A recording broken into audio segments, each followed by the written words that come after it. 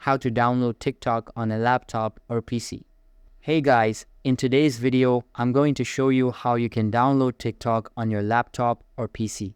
Just make sure to stick with me till the end so you don't miss any steps. Alright, so the easiest way to get TikTok on your computer is through the Microsoft Store.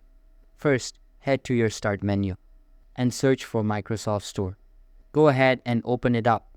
Once you're in the store, click on the search bar at the top and type in TikTok. You should see it pop up right away. Click on it. Then all you need to do is hit the Get button on the left.